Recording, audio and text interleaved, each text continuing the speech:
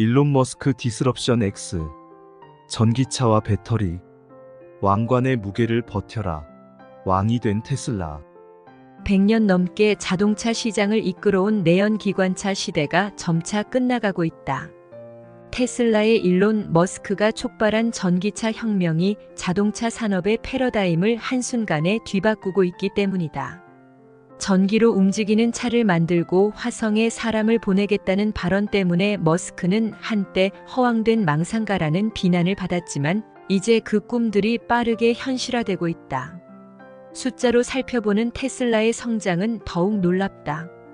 테슬라는 2017년 연간 10만 3천여 대를 판매하며 순수 전기차 판매량 최초로 10만 대를 넘어섰다. 이는 당시만 해도 의심으로 가득한 전기차 시장이 본격적으로 형성되는 신호탄이 됐다. 이후 테슬라에 대한 재평가가 이루어졌고 드디어 테슬라의 시대가 열린다. 테슬라는 2018년 24만 대, 2019년 36만 대로 판매량을 늘려나갔고 코로나19 바이러스 대유행이 시작되면서 테슬라는 폭발적으로 급성장한다. 참고로 코로나19 팬데믹으로 경제에 대한 위기감이 커지자 전 세계 중앙정부는 제로금리를 선언하며 유동성을 시장에 공급하기 시작했고 경기 침체를 막기 위한 긴급 처방으로 시장에 풀린 돈들은 각종 소비로 이어졌다. 이런 거시경제 상황은 이미 성장 열차를 탑승했던 테슬라에게 날개를 달아준 셈이었다. 2020년 테슬라는 49만 4,244대를 판매했고 2021년에는 무려 93만 8,535대를 판매했다. 한 가지 문제는 돈이 시장에 많이 풀리면서 자연스레 물건 가격이 오르는 물가 상승을 촉발했다는 것이다. 코로나로 인한 저성장을 우려하며 제로금리를 선언했던 미국에서 오히려 경기 호황과 다름없는 소비가 이루어진 것이다. 그 뒤 결과적으로 부족한 재고와 생산량으로 재화의 가격은 급등하고 수요를 공급이 따라가지 못해서 공급 부족, 즉 쇼티지 문제가 발생했다. 돈 벌 데가 있는 법. 하늘은 테슬라의 편인 걸까? 유가 상승에 대한 부담으로 많은 사람들이 전기차에 관심을 갖기 시작했고 곧 테슬라는 없어서 못 파는 차가 됐다. 또한 전 세계의 반도체 쇼티지 대란은 차량 공급 부족으로 이어졌다. 한편 테슬라의 전기차는 전통적인 제조업의 내연기관 자동차와 달리 완전히 자동화된 제조 과정으로 혁신했다. 모듈과 플랫폼화된 제조 공정, 복잡한 엔진을 대체하는 배터리 기술 등으로 사실상 새로운 산업을 탄생시켰다. 특히 테슬라는 반도체 비율이 높은 전기차 특성상 전 세계적으로 발생한 반도체 쇼티지 문제에 직격탄을 맞은 대표 기업이 됐는데 이는 당장은 차량을 공급할 수 없어 아쉬웠지만 테슬라의 가치를 드높이는 계기가 되었다. 많은 사람들이 테슬라를 사기 위해 줄을 섰고 차를 사기 위해서는 1년 이상 기다려야 하는 경우도 발생했다. 당연히 테슬라는 신차 가격을 인상하며 철저한 시장 경제 논리에 맞춰 움직였다. 중고차 시장에서도 테슬라의 인기는 급등했다.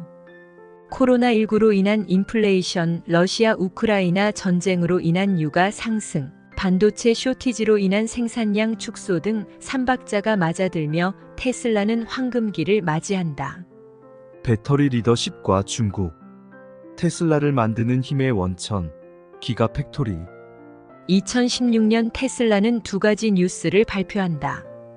모두가 기다리고 있던 모델3의 공개와 배터리 전용 공장 기가팩토리 네바다의 개관 소식인데 이 뉴스들은 이후 테슬라의 미래를 완전히 뒤바꾼 결정적 사건이 된다. 2016년 3월 31일 일론 머스크는 행사를 열고 모델3를 처음으로 공개한다. 머스크는 철저한 계획과 계산으로 모델3가 탄생할 수 있었다고 밝혔다. 머스크는 새로운 기술이 세상에 등장한 뒤 안착하고 대중화되기 위한 공식이 있다고 강조했다.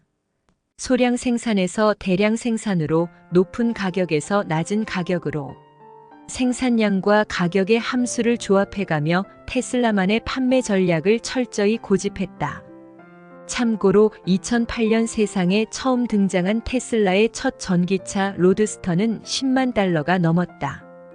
연간 500대만 생산하는 철저한 소량 생산 전략을 택한 로드스터는 머스크에게 일종의 모험이자 도전이었는데, 테슬라가 마음먹고 만들면 이 정도의 차를 만들 수 있다는 기술력을 강력하게 입증함과 동시에 소량 생산을 통해 없어서 못 파는 차량으로서의 희소성 가치를 드높이며 화제를 몰고 다녔다. 또한 기존 완성차 기업들이 저렴한 가격에 대량 생산이 가능한 전기차를 만들겠다는 목표로 곧바로 직진한 데 비해 테슬라는 완전히 정반대의 전략으로 시장 공략에 나선다. 이어 출시한 모델 S와 모델 X는 로드스터보다 가격을 낮춰 구매 접근성을 높였고, 본격적인 대량 생산 체제를 위한 채비를 마치게 된다. 그리고 모델 S와 모델 X로부터 벌어들인 수입은 테슬라의 주력 모델이 된 모델 3의 탄생에 기여하게 된다. 모델 3는 합리적인 가격과 대량 생산이라는 두 마리 토끼를 잡는 차량을 만들기 위한 결과물이다. 반값 전기차의 출시 역시 이러한 머스크의 마스터 플랜 아래 추진된 차량 개발 순서의 마지막 단계에 위치하고 있다. 결국 2017년부터 판매되기 시작한 모델 3는 베스트셀링카가 되어 테슬라가 전기차의 주도권을 쥐고 기술 혁신을 이어갈 수 있는 효자 노릇을 한다. 모델 3를 비롯한 테슬라의 연간 생산량이 100만 대를 넘어선 현재 차량 생산 공장만큼 중요한 것은 배터리 공장이다. 전기차의 엔진이라 불리는 배터리 수급이 안 되면 차량 생산 자체가 불가능하기 때문이다. 그런데 모델 3를 공개한 지 3개월 후 2016년 7월 머스크는 미국의 네바다주에서 기가팩토리 네바다의 일부를 처음으로 공개하는 행사를 열었다. 기가팩토리 네바다는 테슬라 차량에 공급하는 배터리를 생산하고 전기 모터, 에너지 저장 제품, 차량 파워트레인 등을 만드는 테슬라 부품 공장이다. 일론 머스크는 기가팩토리의 키워드로 거대한 규모와 저렴한 가격을 꼽았다. 10억을 뜻하는 기가를 공장 이름에 쓸 만큼 큰 테슬라 공장은 최대한 많이, 최대한 크게 지어 공간을 최대한 활용할 수 있도록 했다. 규모가 커진다면 자연스럽게 가격은 떨어진다는 것이 머스크의 주장이다. 이를 위해 머스크는 또 다른 혁신 아이디어를 낸다. 자동차라는 제품을 생산하는 공장 역시 하나의 제품으로 보고 접근한 것이다. 그는 거대한 기가팩토리를 하나의 고성능 CPU 칩으로 생각한다며 여기에 보다 많은 정보와 기술들을 집적화하고 최적화하는 것을 목표로 했다. 자동차를 개발하기 위해 수많은 물리학 공식과 공학 지식이 총동원되었으며 마찬가지로 공장을 설계하는데 테슬라의 최고 엔지니어 인력들이 대거 투입됐다.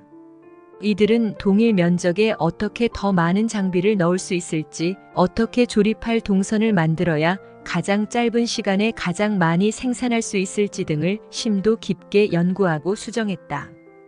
이를 통해 제작의 속도와 밀도를 높이는 데 성공했고 공간 낭비를 최소화하는 결과를 만들었다. 그리고 이러한 공정 효율화는 당연하게도 원가 절감이라는 성과로 이어지며 테슬라의 차량 가격 경쟁력을 확보할 수 있는 기술력으로 자리매김했다. 적과의 동침 꿈꾸는 테슬라의 충전야요. 테슬라는 2008년 첫 전기차 로드스터를 출시하며 경쟁사보다 10년 이상 빨리 전기차 시장에 진출했다. 당연하게도 전기차를 충전하는 전기차 충전소 인프라 역시 경쟁사를 압도할 수밖에 없다. 전기차는 배터리를 충전에 구동하는 방식을 기본으로 하는 만큼 이 배터리를 얼마나 빨리 충전할 수 있고 한 번 충전으로 얼마나 이동할 수 있는지가 전기차 기업의 경쟁력이자 승부처가 된다. 특히 이러한 경쟁력의 대전제는 언제 어디서나 손쉽고 편리하게 충전할 수 있는 충전소를 충분히 확보하고 있느냐는 것이다. 테슬라는 2012년 고속 전기차 충전소 슈퍼차저를 처음 공개했다.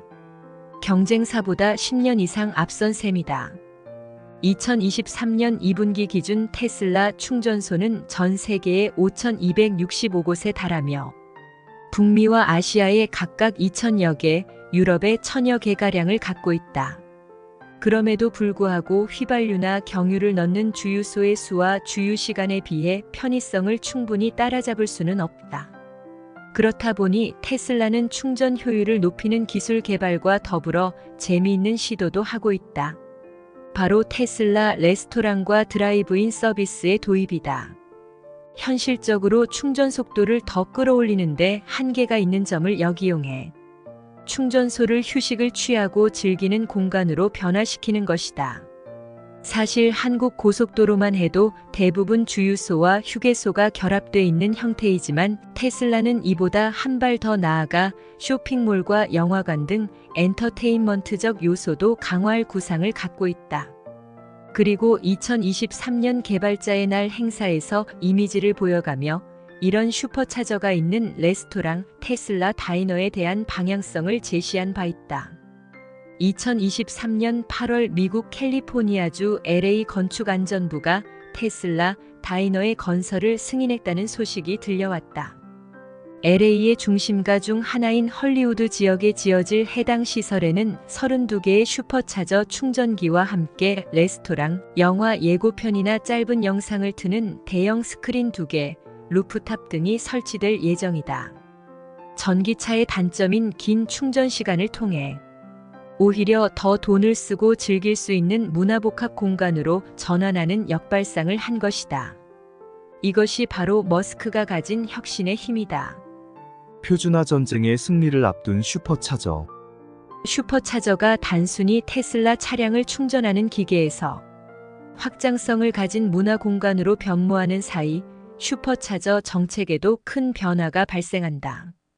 다름 아닌 테슬라 차량만 충전할 수 있었던 슈퍼차저를 GM과 포드 등 타 경쟁사와 공유하기로 결정한 것이다. 테슬라는 NACS라는 독자적인 충전 규격을 이용한다. 반면 현재 미국, 유럽 등에서 보편적으로 사용하는 충전 규격은 CCS다. 이런 상황에서 테슬라가 슈퍼차저에서도 다른 브랜드의 전기차가 충전할 수 있도록 문호를 개방한 것이다. 테슬라는 왜 슈퍼차저의 문턱을 낮춰 경쟁사들까지 품은 것일까? 향후 테슬라의 아성에 도전하는 수많은 전기차들의 활약으로 테슬라의 입지가 흔들릴 수 있다. 이에 테슬라는 슈퍼차저 충전소 독점 대신 공유를 택하며 시장에서의 영향력을 보다 확대시킬 수 있을 것으로 보인다. 전기차의 가장 큰 단점인 충전 인프라의 부족 문제를 테슬라가 선심 쓰듯 양보한다면 전기차를 구입하려는 사람들 자체가 늘어날 것이고 테슬라에겐 오히려 더 많은 고객을 확보할 수 있는 기회가 될 수 있다. 그리고 충전소를 하나의 사업 영역으로 확장해 나가려는 테슬라의 복심도 엿보인다. 우선 슈퍼차저를 사용하는 전기차의 절대량이 많아질 경우 충전을 통해 테슬라가 얻을 수익이 자연스레 늘어난다. 게다가 수많은 전기차 브랜드의 충전 정보, 데이터를 수집할 수 있는 점도 테슬라에게 나쁘지 않은 투자로 해석된다. 오토파일럿과 자율주행차. 테슬라는 전기차라는 기존의 질서를 완전히 파괴하는 새로운 하드웨어를 만들었고, 소프트웨어 기술적으로는 궁극의 자동차 기술이라 불리는 자율주행 기술을 주도하고 있다. 즉 하드웨어와 소프트웨어 양면에서 혁신을 주도하고 있는 것이다. 테슬라는 전기차를 선보임과 동시에 오토파일럿이라 불리는 자율주행 기술을 함께 도입하며 어느 회사보다 앞선 기술을 회사의 핵심 경쟁력으로 내세우고 있다. 미국 자동차 기술학회에 따르면 자율주행 기술은 사람이 직접 운전하는 레벨 0부터 사람이 운전석에 앉을 필요도 없는 완전 자동화 단계인 레벨 5까지 총 6개 단계로 자율주행 기술을 분류하고 있다. 그렇다면 현재 각종 첨단 기술이 적용된 자율주행 기술은 어느 단계쯤 와 있을까? 최근의 기술 혁신의 속도를 생각해보면 레벨이 높을 것 같지만 현재 수준은 레벨 2 정도로 봐야 한다. 테슬라는 오토파일럿 기능을 옵션으로 제공한다. 전 차량에 기본 탑재되는 레벨 2단계의 오토파일럿은 스마트 크루즈 컨트롤이라 불리는 정속 유지, 앞 차와의 간격 유지, 차로 유지 기능 등을 포함해 첨단 운전자 보조 시스템으로 작동한다. 이와 더불어 테슬라는 향상된 오토파일럿, 풀 셀프 드라이빙 기능 등 2개의 유료형 자율주행 기술을 옵션으로 제공하고 있다. 향상된 오토파일은 자동 차로 변경, 자동 주차, 차량 호출 기능 등이 포함됐고 FSD는 고속 화도로뿐만 아니라 더 복잡하고 판단할 게 많은 시내 주행이 가능한 완전 자율주행을 지원하고 있다. 최소 수천만 원에 달하는 자동차는 한 번 판매할 때 생기는 매출이 전부다. 또다시 신차를 판매해야 수익을 낼 수 있다. 하지만 일론 머스크는 자율주행 기술인 오토파일럿을 하나의 상품으로 판매하기 시작했다. 향상된 오토파일럿과 FSD를 유료 옵션화한 것인데 FSD는 15,000달러를 내면 구매할 수 있다. 그뿐만 아니라 이를 월정액 형태로 구독할 수 있도록 했는데 월 199달러를 내면 최신 버전의 FSD 기능을 사용할 수 있도록 지원하고 있다. 이는 자동차 업계의 또 다른 혁신으로 평가받는다. SNS의 힘. 시작부터 위기. 이제는 해피? 트위터 인수가 부른 시장의 불안감. 머스크는 테슬라 주주들이 뜯어말리며 막아섰던 트위터를 결국 인수했다. 물론 출혈이 매우 컸다. 그는 테슬라 주식을 팔아 140억 달러, 테슬라 담보대출 125억 달러, 트위터 담보대출 130억 달러 등을 인수 자금으로 마련했다. 이로 인해 기업 부채는 기업 건전성에 영향을 미칠 정도로 불어났다.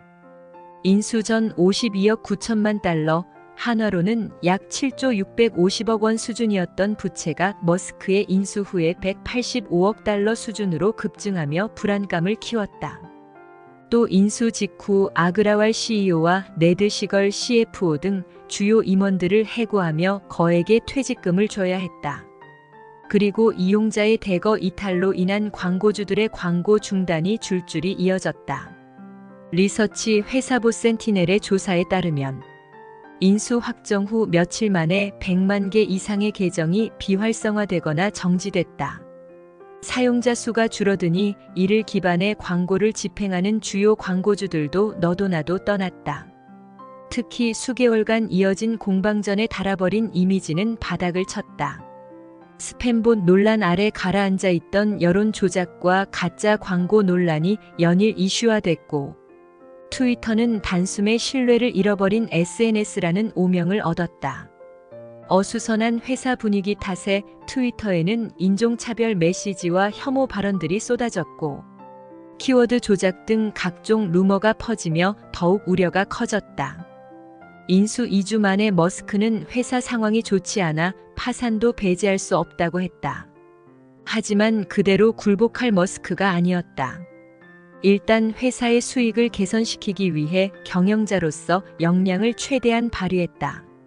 전체 직원의 75%를 감축하겠다는 정리해고 계획을 밝혔고 그대로 실행했다. 트위터는 일론 머스크의 인수 전이 한창이던 2022년 7월 발표한 분기 실적에서 11억 8천만 달러의 매출과 주당 순손실 0.08달러를 기록했다. 비공개 전환 이후에 트위터 실적은 공시되지 않는다. 다만 머스크는 2023년 2월 트위터에 글을 올려 인수 후 3개월간 힘들고 어려운 시기를 보냈지만 파산 위기로부터 벗어났고 손익분기점에 도달하고 있다고 글을 올리며 정상 궤도로의 진입이 이루어지고 있다고 강조했다. 이어 머스크는 또다시 트위터 투표를 통해 자신이 CEO 자리에서 사임해야 하는가라고 물었고 57.5%가 사임하라고 의사를 표시했다. 결국 2023년 5월에 본인이 임시로 맡고 있던 CEO 자리에서 내려오고 광고와 마케팅 전문가인 전 MBC 유니버셜 광고 파트너십 대표 린다 야카리노를 신규 CEO로 임명하면서 정상화 수순을 밟아나갔다.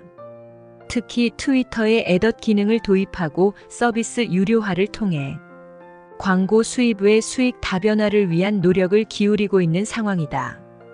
그는 왜 트위터를 샀을까? 사실 머스크는 처음부터 트위터 인수 배경에 대한 힌트를 줬다. 지리한 법정 공방 끝에 일론 머스크는 트위터 재인수가 확정된 2022년 10월 하나의 의미심장한 트윗을 올린다. 그 내용은 다음과 같다. 트위터를 사는 것은 에브리싱 앱, 즉 X를 만드는 일을 가속화하기 위해서다.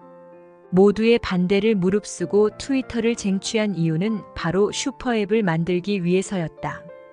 그는 트위터라는 SNS 브랜드가 가진 힘과 인지도를 과감하게 포기했다. 회사명을 트위터에서 X로 바꾼 것이다. 파랑새가 지저귀는 트위터의 브랜드 가치만 최대 200억 달러, 한화로는 약 26조 원으로 평가받지만 머스크는 괴념치 않았다. 그에겐 분명한 목표가 있고 나아갈 추진력이 있으며 실천할 자금이 있다. 여기서 등장한 X가 결국 일론 머스크가 트위터를 인수하려는 이유이자 목적으로 요약된다. 다만 당시 지나가듯 올린 이 글이 언제 실현될지 어떤 형식으로 이루어질지에 대해서는 추정이 쉽지 않았다. 하지만 이미 작업은 빠르게 진행 중이다. 에브리싱 앱은 말 그대로 전부를 담은 앱이란 뜻이다. 다른 말로는 슈퍼앱이라고 부른다. 즉 그의 트위터 인수는 단순히 본인의 영향력이 무척 큰 SNS 서비스를 직접 소유해보겠다는 즉흥적 충동이 아니라 철저히 계산 속에서 이루어진 경영적 판단이었던 셈이다. 그가 트위터 활동을 통해 보여준 모습은 감정적이고 단순했으며 세계적인 기업의 경영자로서는 한없이 가벼워 보인 게 사실이다. 하지만 툭툭 잽을 날리듯 던진 그의 메시지들을 전부 모아서 연결해보면 철저한 계산 아래 무척 꼼꼼하고 계획적으로 이루어진 전략적 판단임을 확인할 수 있다.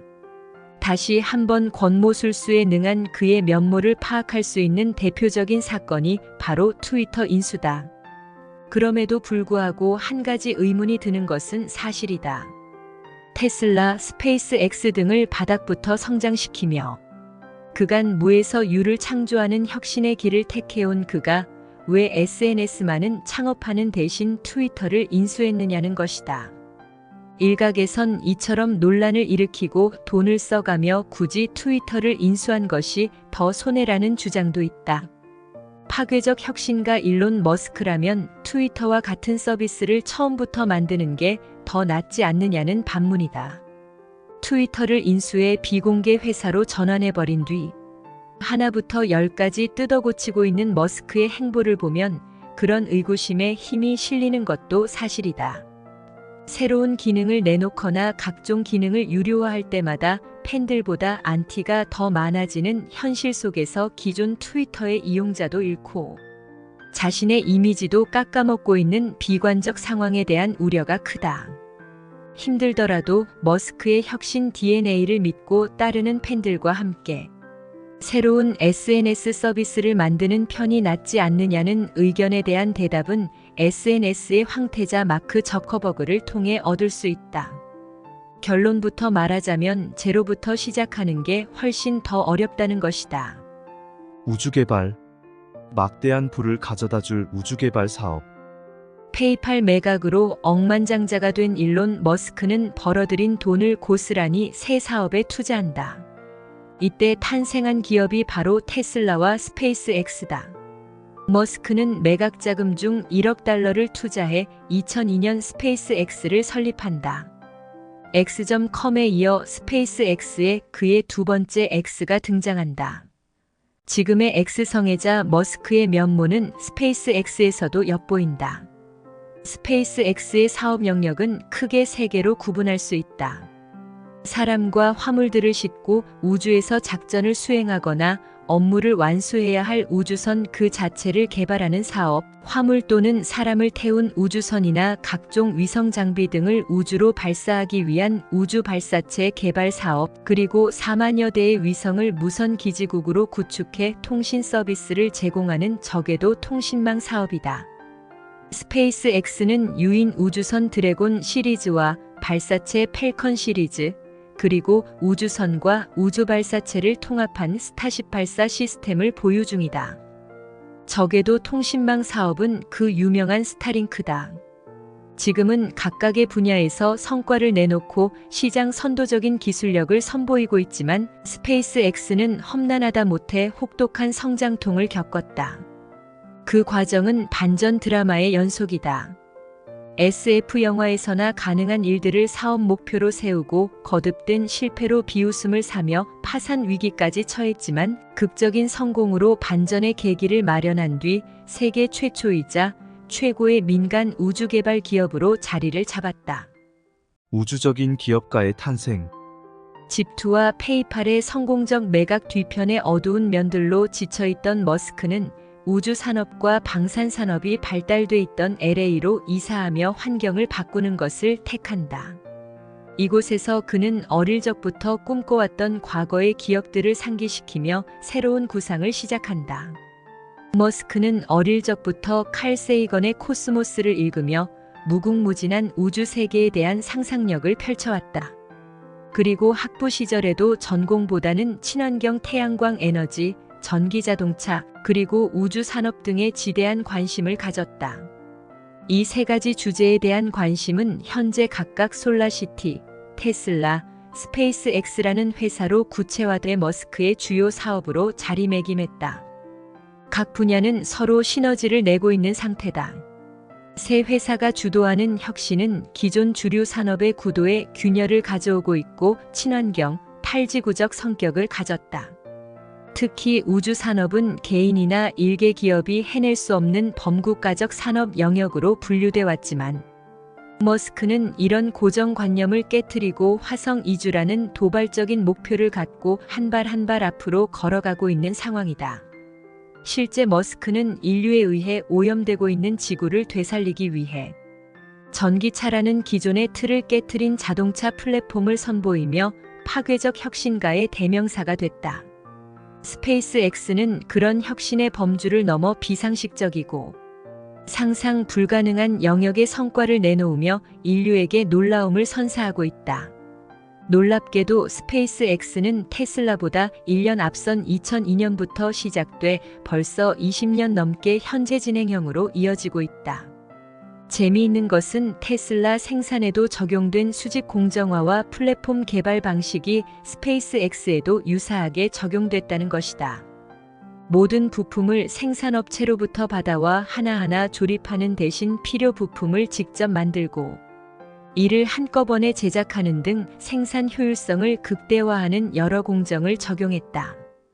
효율성을 중시하는 머스크의 성격이 제조업에서 가장 중요한 공정 효율화에 큰 도움이 된 셈이다. 그럼에도 불구하고 우주 관련 지식이나 전문성이 전무했던 머스크에게 우주 개발은 무척 어려운 일이었다. 전기차는 배터리를 중심으로 한 제조 혁신이 가장 잘 어울리는 분야였지만 로켓을 만드는 일은 아예 차원이 다른 일이었다. 머스크는 첫 로켓 발사체 팰컨 1 개발에 착수한다. 처음부터 무리하게 큰 로켓을 만드는 대신 현실적으로 제작 가능한 수준의 로켓을 개발하기로 했다. 그렇게 탄생한 것이 바로 팰컨 1이다.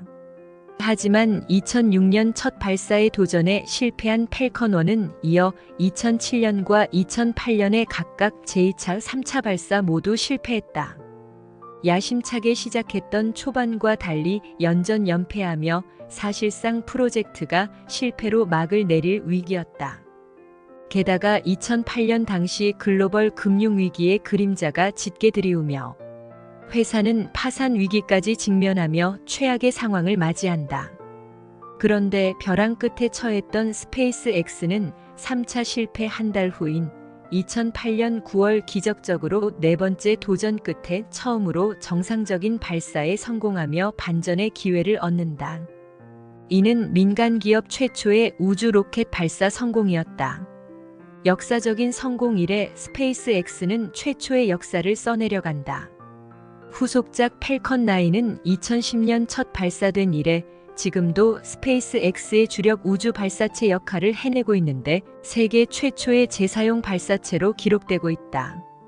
덕분에 많은 비용이 드는 발사체 제작 비용을 크게 낮추는데 공헌을 했고 이는 지금의 스페이스X를 만드는데 결정적 계기가 됐다. 펠컨 9의 1단 로켓은 2015년 12월 추운 겨울에 처음으로 발사 후 스스로 육상 착륙에 성공한다. 기존 우주 발사체는 우주선을 발사시키기 위한 추진력을 제공한 뒤 스스로 추락해 그냥 버려지는 쓰레기에 불과했지만 펠컨 9의 1단 로켓은 목표 달성 후 스스로 비행해 지정한 목적지에 착륙할 수 있었다.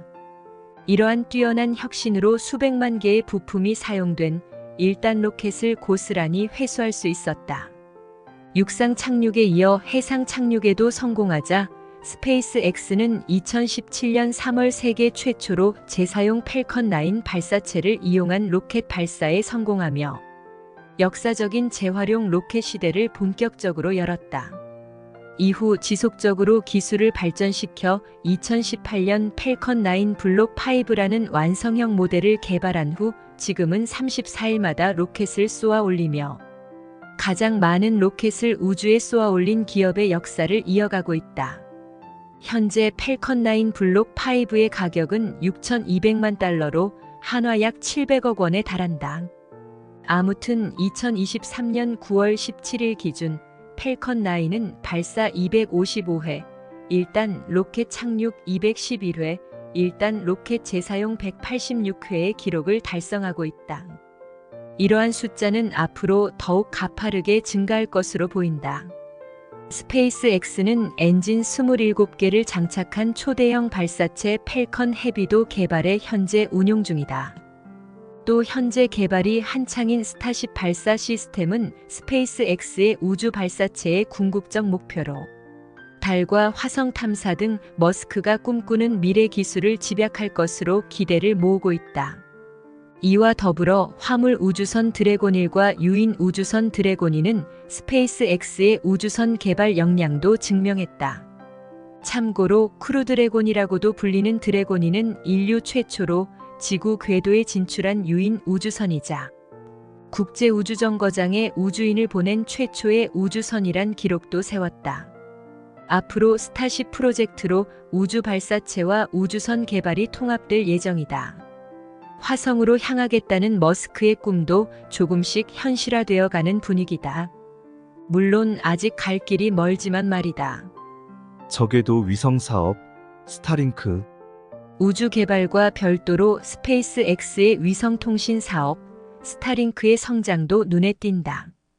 스타링크는 지구 상공에 4만여 대의 인공위성을 쏘아 올려 지상에 기지국 설치 없이 최대 1기 kbps의 고속 무선 통신을 제공하는 저궤도 통신망 사업이다.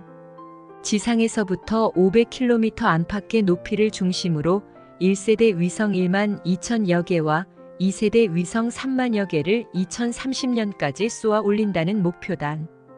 2023년 1분기까지 1세대 3,460여 대, 2세대 230여 대가 발사됐다. 지금 이 순간에도 스타링크 위성이 발사되고 있거나 발사 준비를 하고 있거나 발사한 뒤 가동을 준비 중이다. 스타링크는 고속 유선 인터넷 공급이 어려운 지역의 기지국이나 복잡한 장비 설치 없이 고속 인터넷을 제공하기 위한 용도로 개발됐다. 참고로 서울과 같은 도심의 경우 기본적인 유선 고속 통신 인프라가 충분히 구축돼 있는 반면 시골이나 산과 같은 오지의 경우 그렇지 않은 경우가 많다. 특히 국내보다 훨씬 큰 미국의 경우 실제 다녀보면 서부 사막 지역을 포함해 여전히 미개발인 상태로 사람들이 살고 있지 않은 지역도 무수히 많은데 이런 곳까지 굳이 인터넷 인프라를 설치하기에는 투자 대비 효용이 크게 떨어질 수밖에 없다. 미국 내 이런 지역을 비롯해 아예 국가기관 통신망조차 제대로 구축되지 못한 아프리카 지역 등지에서는 저궤도 통신망의 활용 가능성이 클 수밖에 없다. 또한 지진, 홍수, 태풍 등 자연재해로 인해 인터넷망이 파손되거나 작동하지 않을 경우 임시 방편으로 이를 복구하기 전 사용할 수 있는 무선 통신망으로도 충분히 이용할 수 있다. 최근 러시아 우크라이나 전쟁에서도 우크라이나가 러시아의 공격으로 통신망이 훼손되자 이 스타링크를 이용해 인터넷망을 복구하고 각종 군사 지원과 보급품 배급, 뉴스 전파 및 정보전에 요긴하게 쓰기도 했다. 다만 말 그대로 적외도 통신망이다 보니 각 위성당 유효 범위가 좁아 원활한 이용을 위해서는 위성의 개수가 많아야 한다는 단점이 있다. 기존 위성 통신은 적은 위성을 통해 넓은 지역을 커버하는 만큼 고속통신에 제약이 생겼고, 이를 극복하기 위한 고속 저궤도 통신망 특성상 계획대로라면 4만 개 이상의 위성이 하늘을 날아다녀야 하는 것이다. 이는 나머지 모든 민간 위성을 모두 합친 수를 압도하는 수준으로 일종의 위성 공해를 불러일으킨다는 우려도 낳고 있다. 아무튼 스타링크는 그간 인프라 구축을 위한 막대한 비용을 투자해왔고 2023년 들어 본격적인 성과가 나오고 있다. 스페이스X는 2022년까지 매년 적자를 면치 못했다. 스타링크를 사용하기 위한 개인용 안테나 단말기 가격이 약 $600인데 초기 제작비만 $3,000에 달했다. 또한 현재까지 수천 개의 스타링크 위성을 쏘아 올려 인프라를 구축했고, 이를 쏘아 올리기 위한 로켓 발사체의 비용도 스페이스X가 감당해왔다. 펠컨 9으로 자사의 인공위성을 쏘는 것은 그나마 다행인 일이다. 그리고 이제 안테나 단말기 제작비는 $600 미만으로 떨어졌으며 이용자 수도 제법 늘어난 것으로 확인됐다. 스타링크는 2023년 5월 기준 이용자가 약 150만 명이 넘는다고 밝혔다. 월스트리트 저널 보도에 따르면 스타링크의 2022년 매출은 $14억 기록해 2021년 2억 2,200만 달러 매출을 훌쩍 뛰어넘었다. 하지만 자본 지출은 $32억 기록하며 여전히 붓는 돈이 더 많은 사업이었다.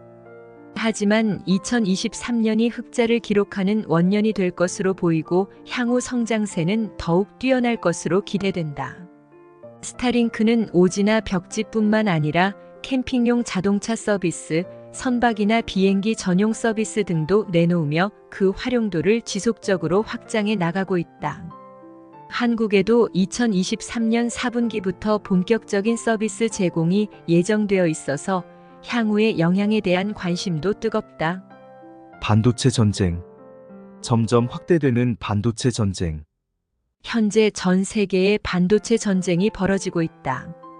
미국은 2022년 8월 반도체 지원법을 발표했는데 미국의 공장을 짓거나 설비 투자에 나선 글로벌 기업들에게 총 $520억 규모의 보조금 지원을 약속했다. 그리고 한국에서는 대통령이 직접 나서 용인시에 415만 제곱미터 규모의 용인 반도체 클러스터 조성에 나섰다.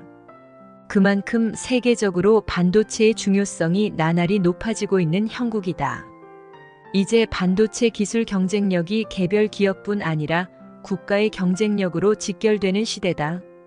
화웨이는 반도체 칩 개발에서 세계적인 관심을 한눈에 받고 있고, 삼성전자 스마트폰은 자체 제작 AP의 한계로 이슈가 부각되고 있다. 그런데 이런 반도체 경쟁은 스마트폰 업계만의 이야기가 아니다. 각 산업 분야별로 스스로 반도체를 설계하고 개발하고 생산하려는 기업들이 늘어나고 있는데, 그중 테슬라도 애플과 같이 자체적으로 차량의 두뇌가 되는 컴퓨터를 설계하고 구축하는데 적극적인 기업이다. 테슬라에게 반도체 설계 기술이 중요해진 이유는 다름 아닌 자율주행 기술 때문이다.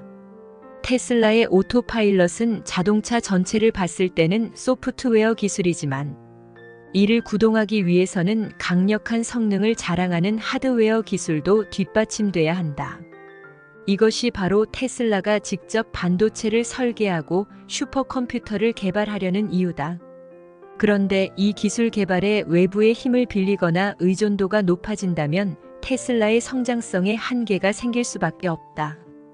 자체 AP 기술력 확보에 매진하는 것처럼 테슬라도 자율주행 기술 등을 더욱 향상시키기 위해 반도체 개발에 총력을 다하는 것이다. 테슬라는 2021년 AI 데이에서 테슬라 옵티머스 발표와 더불어 슈퍼컴퓨터 프로젝트인 도조를 처음 공개했는데, 완전 자율주행 기술을 개발하기 위해 훨씬 더 많은 각종 데이터를 신속한 속도로 처리해야 하는 만큼 이를 위해 직접 반도체를 설계하고 슈퍼컴퓨터도 개발하기 시작한 것이다. 물론 아직까지 테슬라는 엔비디아의 고성능 AI 칩에 의존하고 있다. 하지만 비싼 가격 대비 떨어지는 전력 효율, 공급량 리스크 등의 문제를 안고 있다. 이에 테슬라는 자체적으로 기술력을 확보하고 테슬라에 최적화된 반도체를 직접 개발하기로 마음을 먹었다. 이를 위해 엔비디아, AMD, 애플, 삼성전자 등에서 네로라 하는 엔지니어들을 영입해 프로젝트를 시작했고, 그렇게 성과가 하나둘 나오기 시작했다. 도조에 쓰이는 핵심 칩이 테슬라가 직접 설계한 딜칩인데, 딜칩은 엔비디아의 AI 전용 고급 반도체인 A100 칩보다 5배 빠른 초당 처리 속도를 가졌다. 이전에 자율주행 AI 기술을 학습하는 데 한 달이 걸렸다면 이제 일주일이면 같은 양의 데이터를 처리한다. 종합적으로 성능을 비교해봐도 6배 이상 우수하며 전력 소모량 역시 크게 단축시켰다. 참고로 딜칩은 2023년 대만의 파운드리 업체 TSMC를 통해 5만 개가량 생산됐는데 엔비디아 반도체의 단위당 비용인 $200,000보다도 훨씬 저렴한 것으로 추산된다. 앞으로는 훨씬 더 많은 양의 딜칩이 양산될 것으로 기대된다. 딜칩을 여러 개 이어붙이고 조합해서 완성한 슈퍼컴퓨터 도조는 2023년 7월부터 본격 가동되기 시작했다. 모건 스탠리는 도조가 만들어낼 기업 가치가 $5,000억 될 것이라고 추산하고 있다. 딜칩은 테슬라 전용 칩이다. 테슬라가 필요한 자율주행 기술 개발에 최적화됐다. 또 휴머노이드 로봇 옵티머스 개발에도 이런 반도체 칩 기술이 그대로 사용될 것이기 때문에 테슬라의 반도체 개발 역량은 더욱 중요해지고 있다. 테슬라가 꿈꾸는 완전 자율주행차 기술과 휴머노이드 로봇의 AI 학습 경쟁력의 성패가 이젠 도조에 달렸다고 해도 과언이 아니다. 머스크는 2024년까지 도조 개발에 $10억 이상을 투자하겠다고 밝혔다. 회사의 미래가 걸린 반도체 기술에 전략적으로 베팅하려는 것이다. 이제 테슬라를 전기차 기업이라고 부른다면 반은 맞고 반은 틀린 이야기다.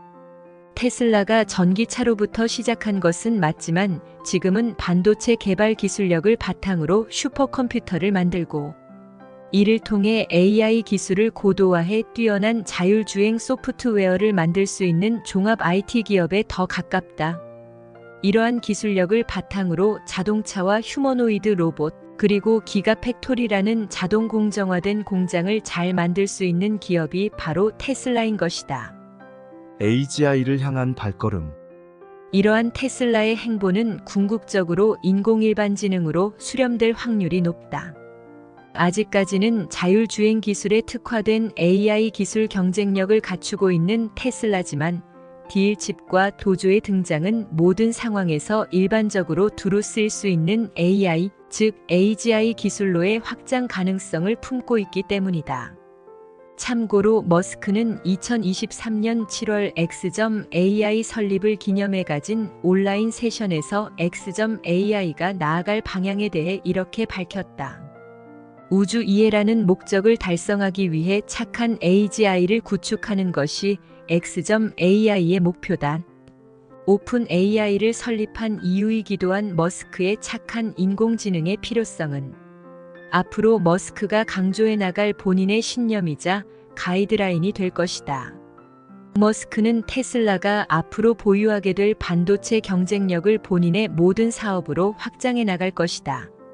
참고로 테슬라는 휴머노이드 로봇 제작을 선언하며 사실상 탈전 기차를 선언했는데 이제 그 목표는 로봇을 넘어서 플랫폼과 우주 개발로 확장될 것으로 보인다. 슈퍼컴퓨터 기술은 현재 테슬라가 인수한 SNS 서비스 X에도 적극 활용될 것이고 이를 바탕으로 슈퍼앱으로 나아가는데 기술적 지원을 할 것이다. 또한 X.AI를 설립한 취지에 맞게 무한대의 데이터를 직접 분석하고 정리하고 처리해 생성형 AI 서비스를 비롯해 테슬라 고유의 AI 기술을 발전시킬 것이다. 첨단 기술의 결정체라 불리는 우주 개발 기술의 고도화에도 슈퍼컴퓨터의 역할은 더욱 중요해질 수밖에 없는 만큼 테슬라의 반도체 투자는 일론 머스크가 운영하는 모든 사업의 미래와도 맞닿아 있다.